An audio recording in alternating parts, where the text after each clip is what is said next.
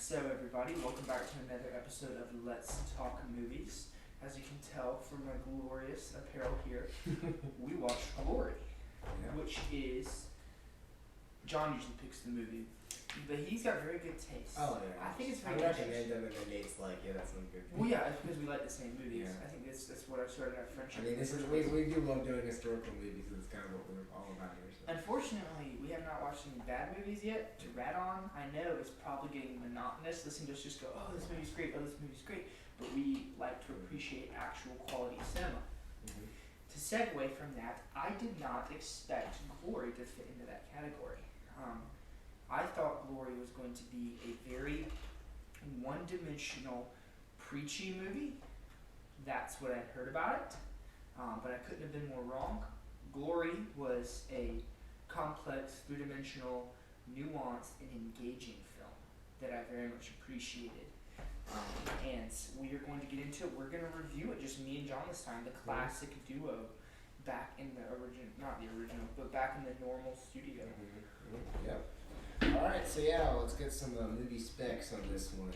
This movie was directed by a guy named Edward Zwick. If the name sounds familiar, that is because he directed a movie we have reviewed, The Last Samurai, which we all know. Which wasn't Nate loved. Which was better than this. I will admit that. It was anyway, he directed this movie, Edward Zwick.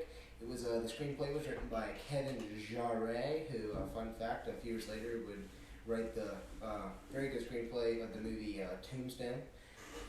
His screenplay was based on the book Lay This Laurel by Lincoln Kirstein, as well as the book One Gallant Rush by Peter Burchard.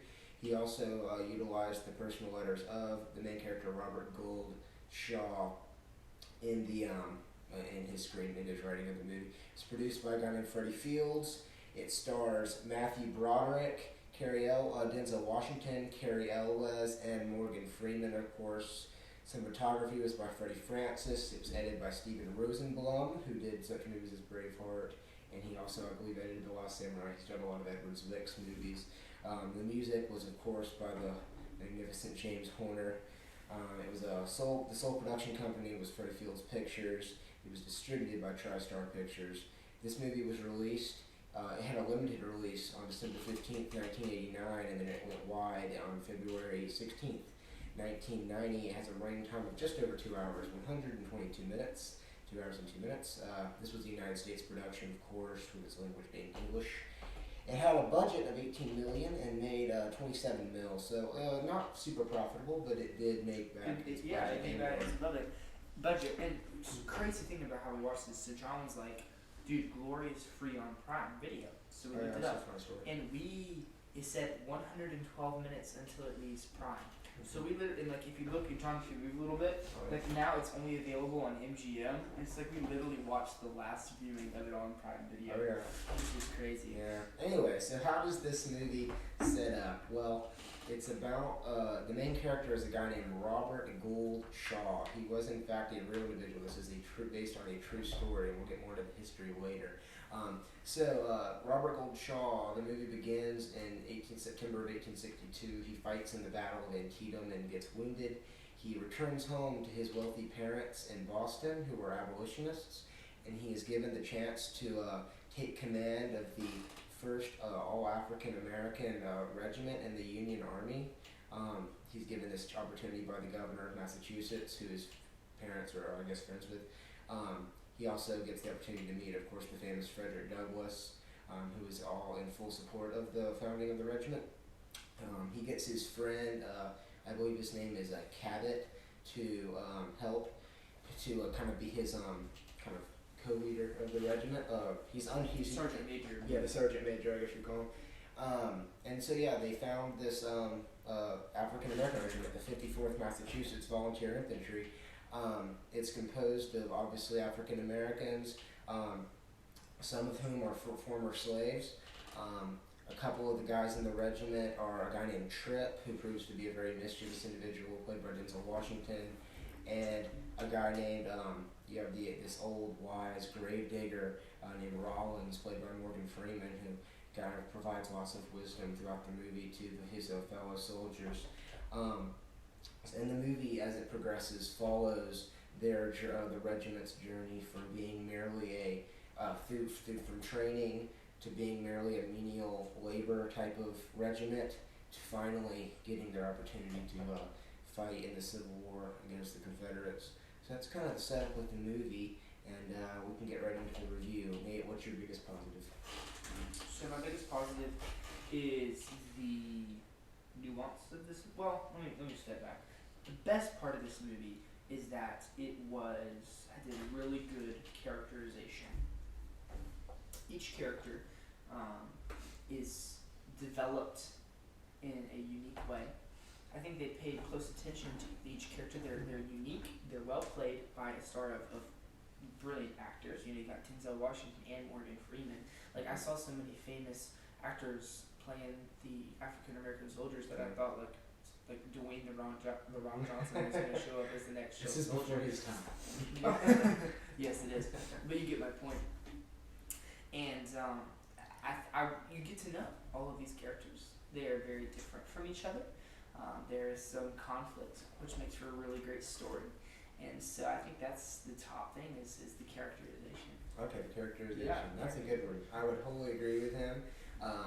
A big positive of mine on this movie is the score by James Horner is very good. It's very opera-esque. If you don't enjoy that, you won't enjoy this one, but it worked for me. I enjoy it personally. I think it does a great job of I think it does a good job. It's a very good score for a Civil War movie. Yeah. It kind of gives you Civil War vibes.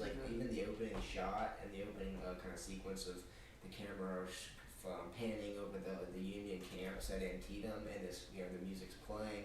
You just kind of get Civil War vibes. Okay, here we go. It is very opera oriented, and it has a lot of kind of female choir voices in the background. But I love that. I love when scores do that, especially for kind of epic war movies.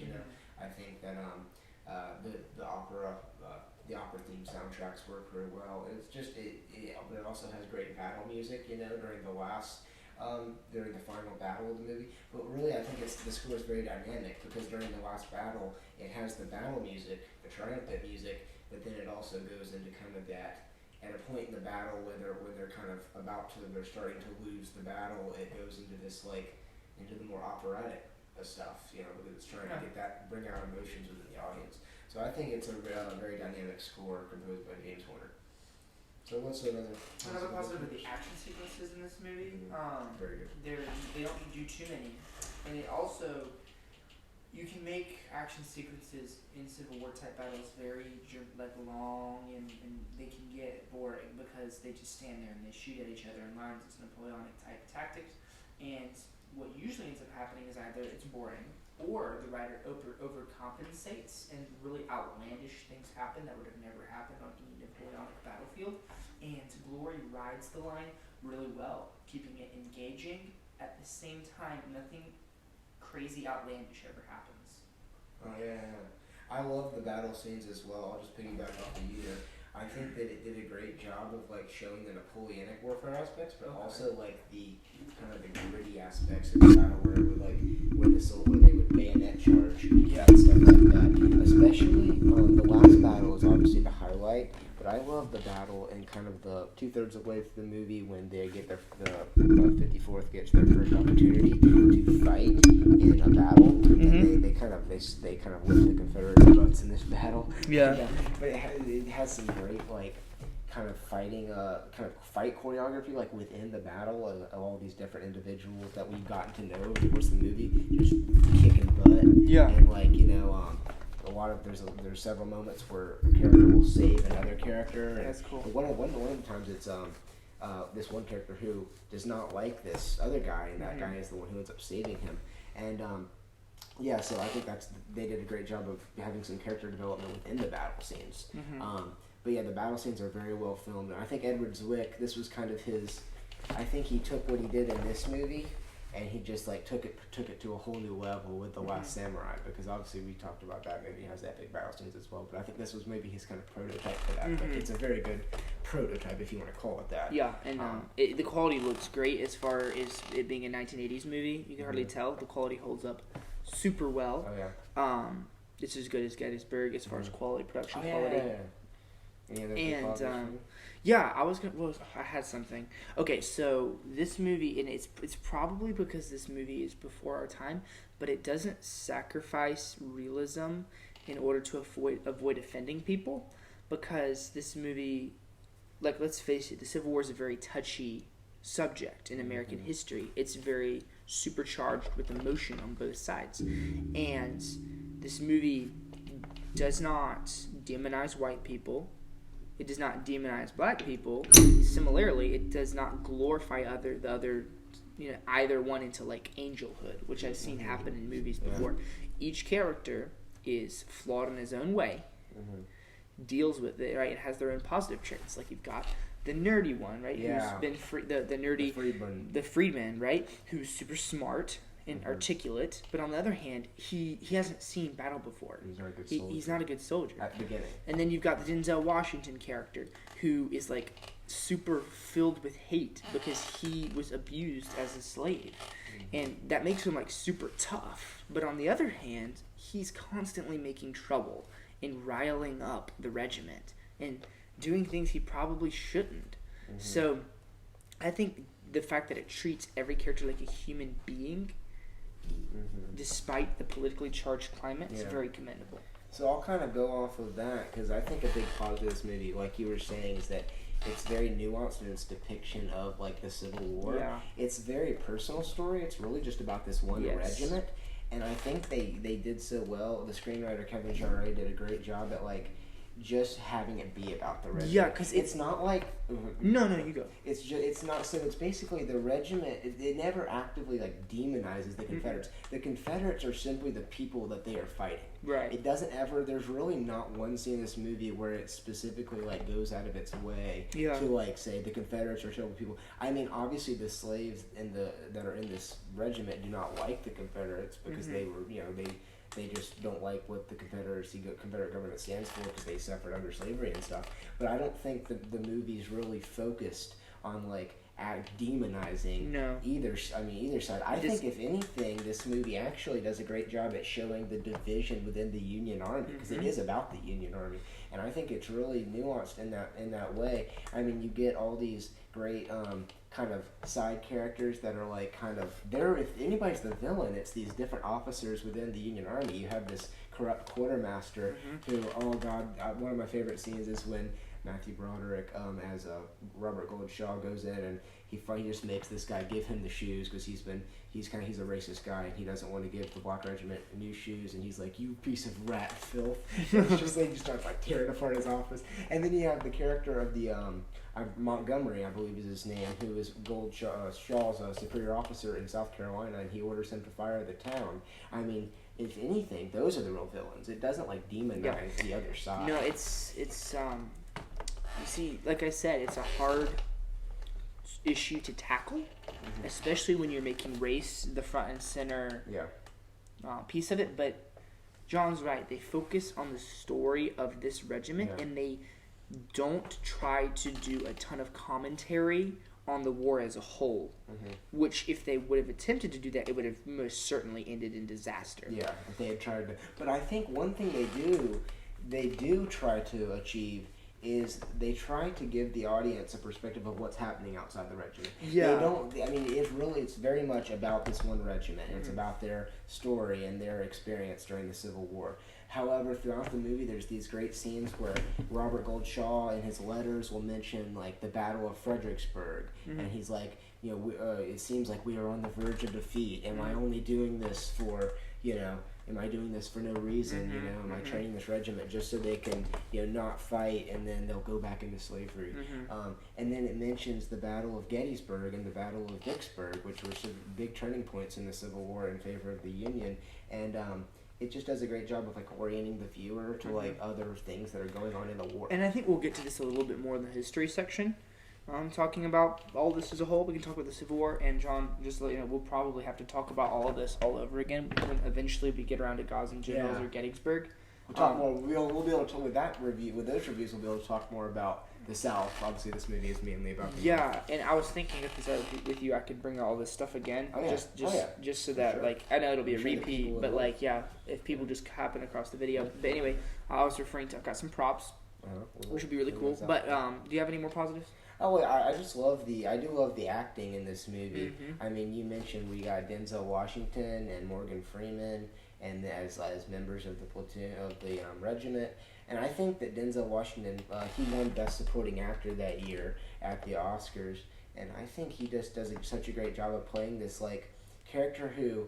He doesn't seem to have much complexity, but you learn that he has a past that that makes you understand why he's so like angry and just wants to get on the battlefield. Yeah, he goes through a great character arc. Yeah, he has a great character arc. He goes from bitter and angry to arrogant and full of himself, and then he learns humility by the end of the story. And at the end of the movie, in the final battle, even though he said he was never going to carry the flag, he rallies the men and sacrifices himself and rallies them by bearing the American flag.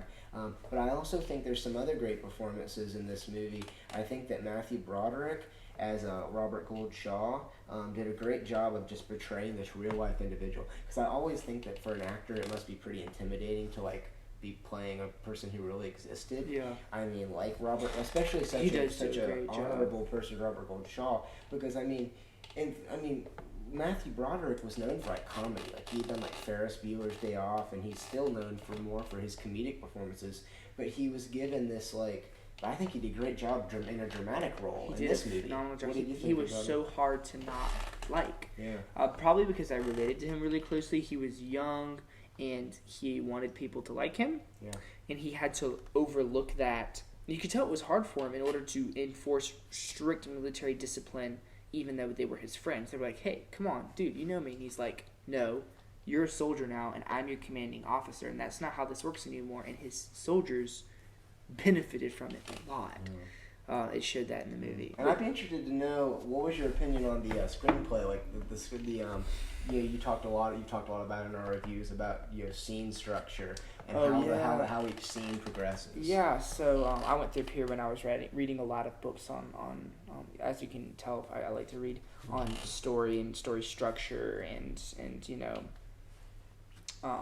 and sequels is what they call them, and they did a great job. It was really great. Yeah, it's a very tight story. Yeah, like it doesn't doesn't mean it's a tight plot. It's not. It's like it's it has its issues. It has its issues. And we'll get into some of the negatives because I have a few.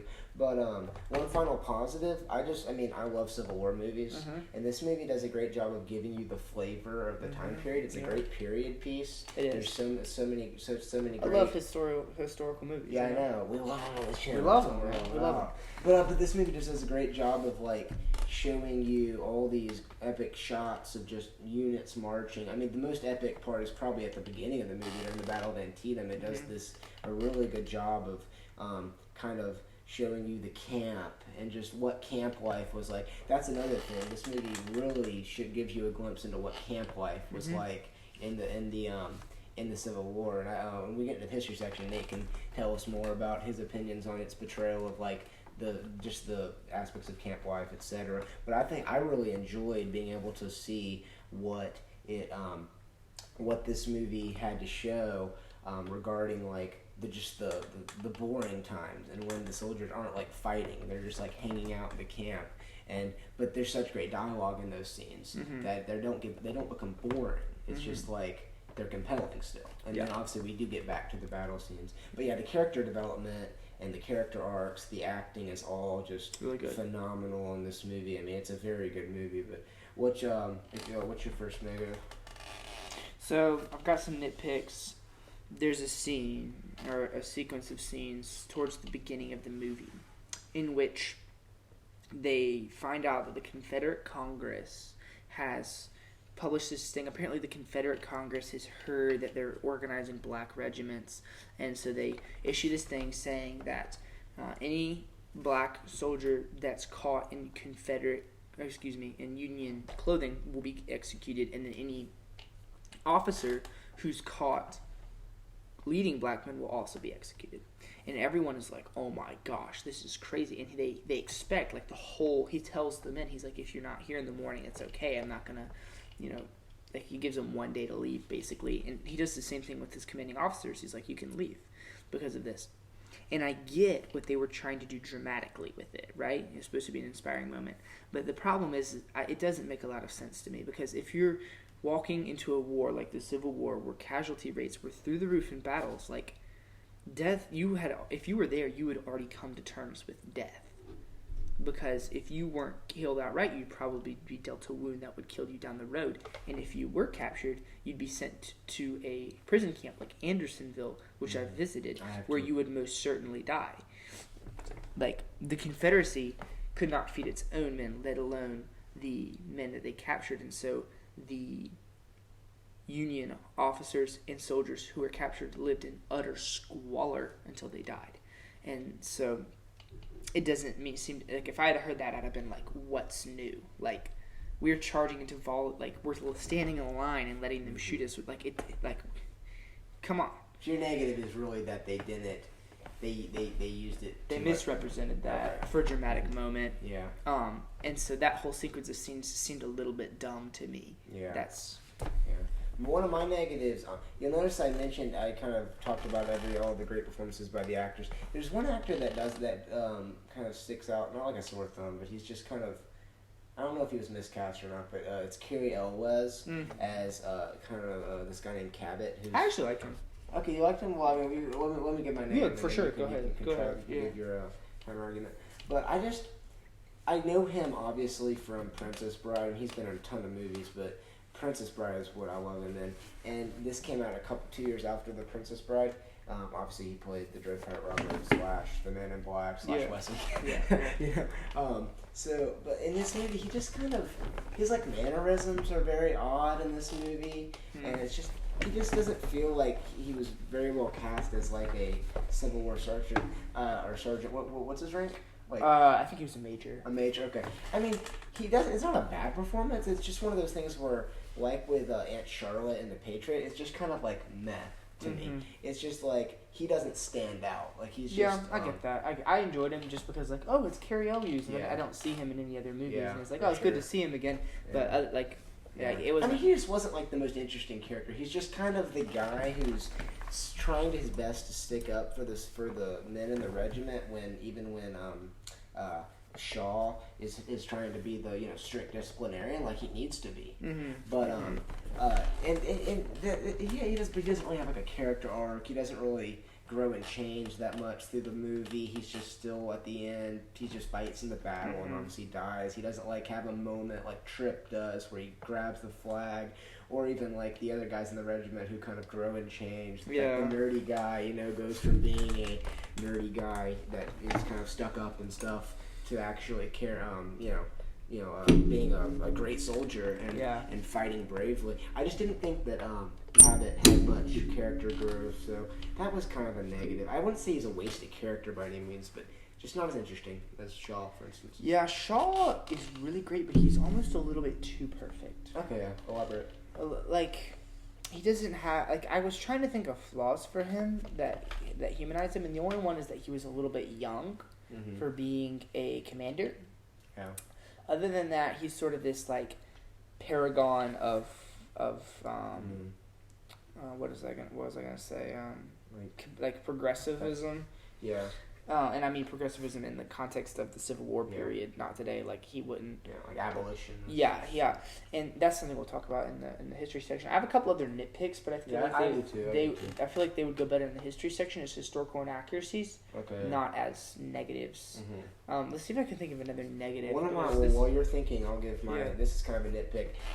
It's always seemed weird how they. So in the final battle scene, it's always felt weird how they depict the defeat of the Union. So it's like basically the 54th has made it over the trench and they're charging through they're trying to take the fort, and it looks like they're about to, and then they just run into these cannons. The cannons fire, and it transitions to the next scene. It is a cool transition to the next scene. It transitions, so obviously it shows the cannon smoke, and it transitions to the clouds. That's a great transition. By the way, I didn't mention it. The cinematography. This movie won Best Cinematography at the Oscars that year. I mean, the cinematography is great.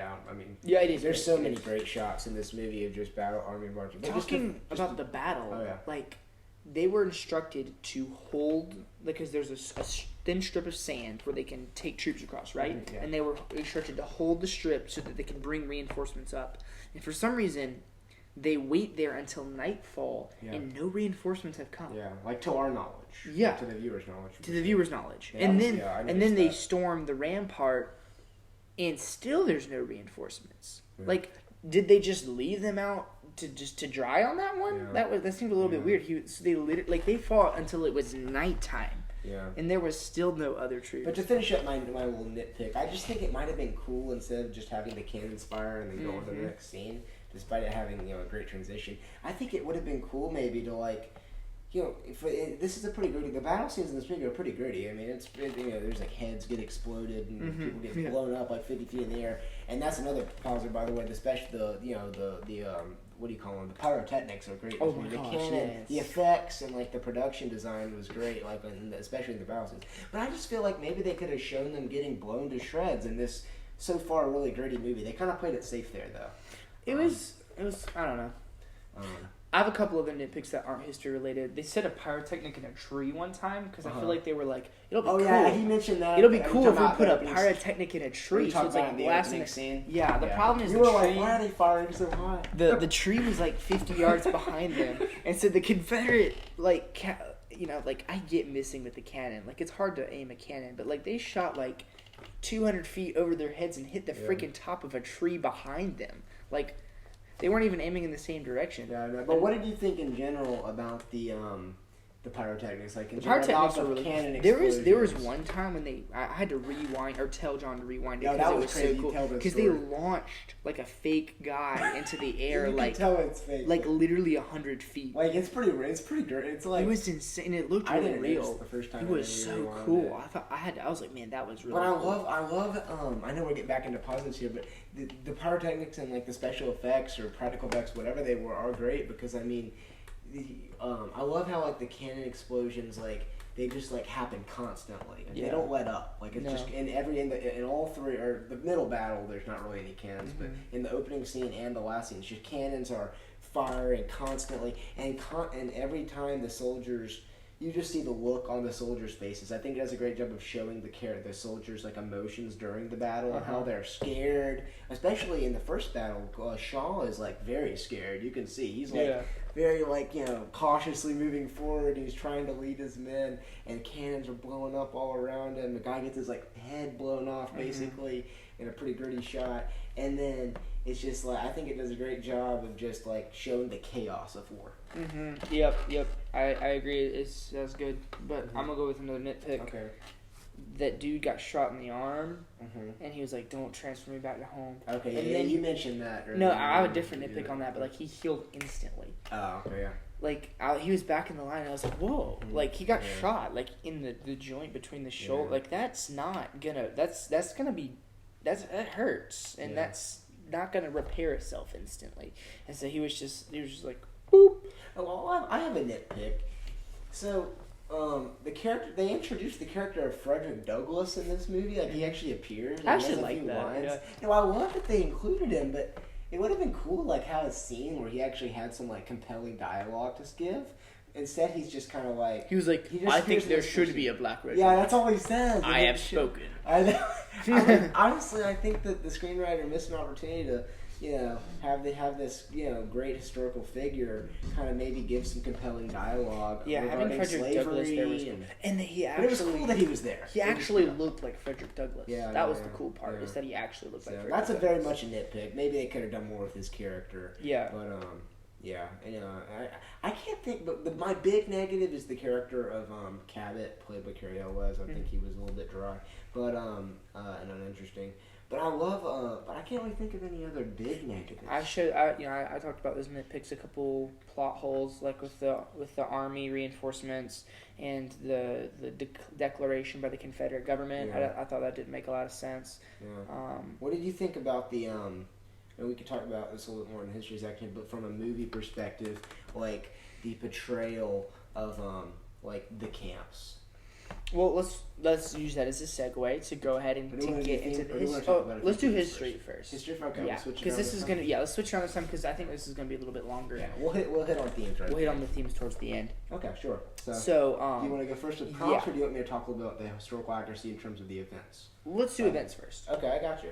Yeah, so I took some. I have some info. I did a little bit of research, very preliminary as usual. But this movie, though it is fairly historically accurate, is based on 2 nonfiction books as well as on the personal letters of Robert Gould Shaw. So it definitely strives for historical accuracy. However, like all movies that we've reviewed and all historical movies in general, there's going to be embellishments. There's going to be things done by the filmmakers for the sake of drama. Which I understand, but I think it's important to recognize when it goes wrong so that we can keep an accurate view of history. So I'd like for each of these for you to kind of, after I kind of list them off, Comment on them? for you to comment. Yeah, on I will. and how you believe which ones are more egregious, etc. So yeah, one inaccuracy is that the movie portrays the 54th Massachusetts as having a vast number of former slaves. This is inaccurate. The regiment was made up of basically all freedmen. Mm-hmm. What are your thoughts? Like you mean like men who were free all their lives? Yeah, it says freedmen already living in the North who were Okay. sought out based on fitness and literacy. Hold on a second. So